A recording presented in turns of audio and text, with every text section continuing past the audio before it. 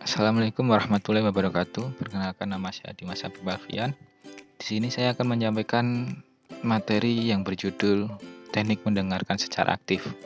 Oke, yang pertama kita harus tahu dulu apa itu teknik mendengarkan secara aktif.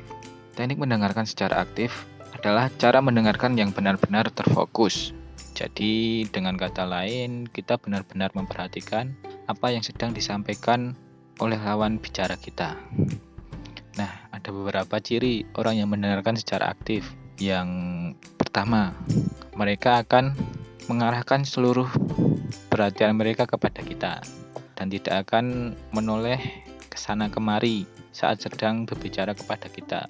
Yang kedua, mereka tidak akan memotong pembicaraan ketika saat sedang berlangsungnya pembicaraan. Dan yang ketiga, pasti mereka akan merespon dengan netral pembicaraan kita, seperti menganggukkan kepala atau menjawab dengan begitu. Nah, saat orang lain atau kita sudah bisa mempraktekkan teknik mendengar secara aktif, kita akan merasa benar-benar didengar dan dihargai. Oke, kita lanjut ke materi kedua. Mengapa sih teknik ini penting bagi kehidupan kita? Teknik mendengarkan secara aktif adalah kualitas yang sangat dihargai oleh orang lain, terutama rekruter. Jadi saat kita sudah bisa mempraktekkan teknik ini di kehidupan, tentunya kita akan selalu dihargai oleh orang lain saat sedang berbicara, terutama para rekruter. Nah, ini para rekruter. Itu sangat penting saat kita akan mencari pekerjaan. Jadi, saat kita sedang mencari pekerjaan, yang pertama pasti rekruter akan melihat sikap kita, apakah sudah baik atau belum, apakah sudah sesuai standar yang diperlukan oleh perusahaan mereka atau belum. Rekruter biasanya melihat sikap kita dari cara kita berbicara dan mendengarkan. Lalu, seberapa penting sih teknik ini bagi karir kita? Saya akan menyebutkan beberapa alasannya. Yang pertama, karena memiliki perhatian penuh. Yang kedua, memiliki kecerdasan emosional tinggi. Dan yang ketiga, mampu bekerja di dalam tim. Oke, kita akan bahas satu-satu. Yang pertama dulu, memiliki perhatian penuh. Saya langsung contohkan saja.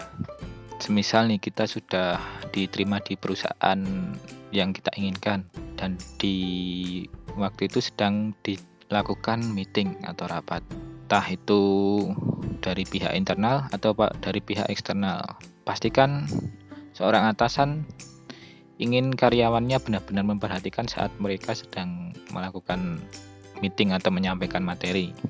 Karena yang saya temui kebanyakan, banyak orang yang mendengarkan namun tidak bisa memberikan respon yang sesuai dengan apa yang dibicarakan. Jadi seperti kita mendengarkan tapi pikiran kita kemana-mana. Nah, orang yang terbiasa mempraktekkan teknik mendengarkan secara aktif dapat memberikan respon yang sesuai. Mereka juga sopan karena tidak memotong pembicaraan atau menyampaikan pendapat mereka dengan gegabah. Oke, selanjutnya yang kedua, memiliki kecerdasan emosional yang tinggi. Biasanya orang yang mampu mendengarkan secara aktif juga dapat memilih terlebih dahulu apa saja yang ingin dikatakan dan mengetahui alasan dibaliknya. Jadi, saat kita sudah bisa mempraktekkan teknik mendengarkan secara aktif, kita tidak akan asal langsung bicara. Pasti akan mencari alasan kenapa saya menyampaikan ini dan begitu. Kemampuan ini menunjukkan bahwa kita memiliki kecerdasan emosional yang tinggi.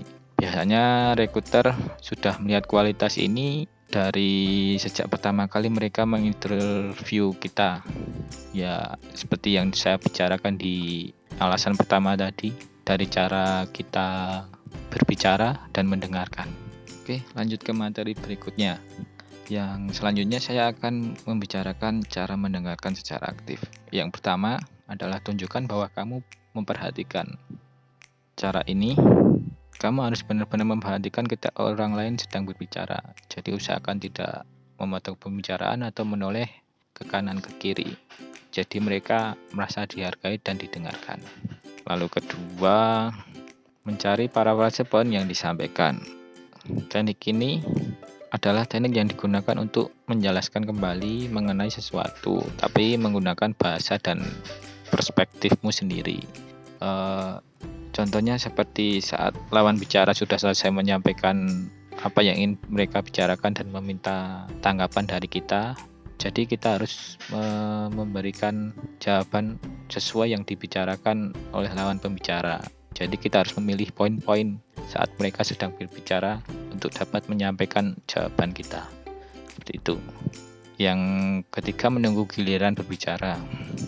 Yang dimaksud ini adalah saat lawan bicara kita sedang menyampaikan apa yang mereka bicarakan, kita tidak boleh memotong pembicaraan. Kita harus menunggu giliran pembicara. Seperti saat mereka ingin meminta jawaban dari kita, nah itu baru kita harus berbicara. Jadi jangan asal memotong pembicaraan. Oke, segitu saja materi yang bisa saya sampaikan. Sekian.